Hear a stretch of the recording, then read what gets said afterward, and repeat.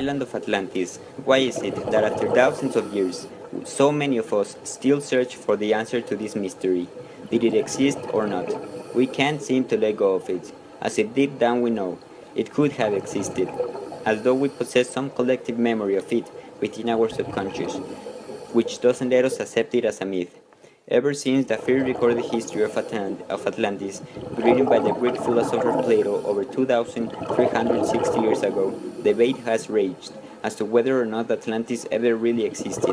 Plato described it as an extraordinary utopian society, thriving around 9,600 before Christ, which valued peace, art, and wisdom, possessed advanced technological knowledge for the time, and enjoyed richness beyond that of any subsequent civilization. The land was said to have been very fertile, with abundant food, water, animals, wood, and flowers. But as the story goes, after several generations of ruling, the leaders became increasingly greedy and corrupt, and started to wage war on their neighboring countries.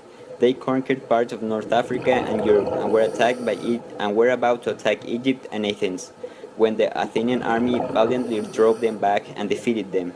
It is shortly after this victory by the Athenians that violent and devastating earthquakes and the resulting tidal waves and floods destroyed the island continent of Atlantis, submerging it beneath the sea in a single day and night.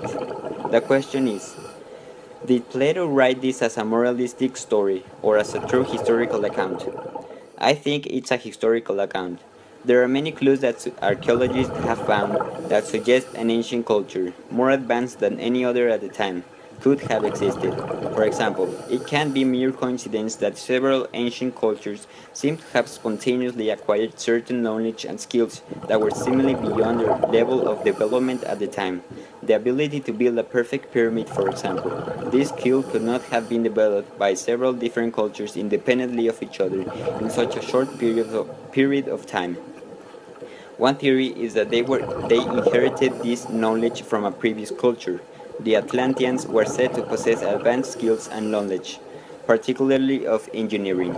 It is a possibility that the Atlanteans were the original pyramid builders, and they shared their knowledge with their neighbors. The pyramids are extremely sophisticated structures, often built so that their angles align perfectly with constellations in the heavens or with perfect north, south, east, and west. German author Erich von Däniken believes these coincidences are attributed to ancient astronauts, aliens who visited Earth in ancient times and shared technologies with the ancient people. And a lot of people believe that the inhabitants of Atlantis were in fact aliens. They were said to be taller than the average person, more beautiful, etc. The legend of Atlantis has not yet been solved, but deep down we know history isn't telling us something.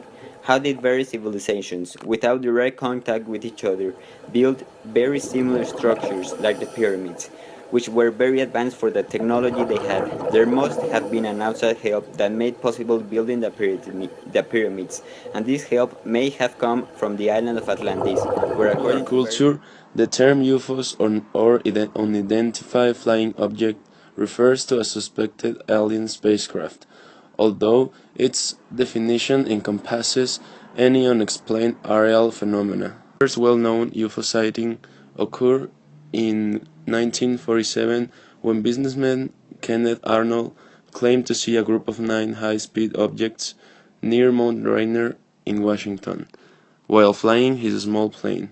Contact events such as abductions are often associated with UFOs because they are ascribed to extraterrestrial visitors. However, the credibility of the ETH as an explanation for the abductions is disputed by most psychologists who have investigated this phenomenon. Kinds of people can see the UFOs. It doesn't matter whether you are rich or poor, educated or uneducated, young or old. In fact, many people who report seeing UFOs were not even looking for them when they had their sighting. The UFO phenomenon in Mexico has been recognized as a fact in a historic and unprecedented decision taken by the Mexican Department of Defense under his Secretary of Defense, General Clemente Vega Garcia. commander of all armed forces in this country. Many UFO accounts on the Bible, but the most heard is the Ezekiel wheel. Many people claim that the Ezekiel clearly describes a UFO in the following passage. Ezekiel 1:16. This was the appearance and structure of the wheels. They sparkled like chrysolite, and all four look alike. Each appeared to be made like a wheel intersecting a wheel. Conclusion is that this information, which seems very truthful, but you cannot always trust everything you read on the internet, and since we didn't find any scientific evidence or any association that is affiliated to any government, we are not convinced that this issue is real at all the aspects. Although we believe that there are aliens, and it's a chance that An unidentified flying object becomes an unidentified submergible object when it's no longer flying and submerges. The legendary city of Atlantis could be a secret base for Usos. It's possible that in Santa Catalina Channel, where the waters are as deep as the Mount Everest is high, is hidden the base of Usos, better known as Atlantis. This theory is supported by the fact that some people has reported too much time seeing things flying over the ocean and objects emerging of the water. Another theory is that Atlantis lies not in Santa Catalina Channel near Greece, but in the Bermuda Triangle. This theory is supported by the fact that in the year 2000, while mapping the seafloors of the western coast of Cuba, a research expedition found some metrical stone structures deep below the water, so they used it to see the structure. Sonar equipment used it to create images of large parts of the seafloors and underwater objects, and they found structures similar to Egyptian pyramid roads and evidence of a sunken civilization. But the most surprising part is that they found a strange kind of primitive vehicle that looks like the classical science fiction alien spaceship.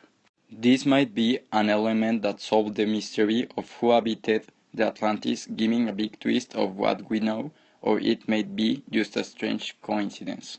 This hypothesis of the Bermuda Triangle as the location of the alien city of Atlantis may explain the verifiable truth of the unexplainable missing of a human-tripulated aircraft.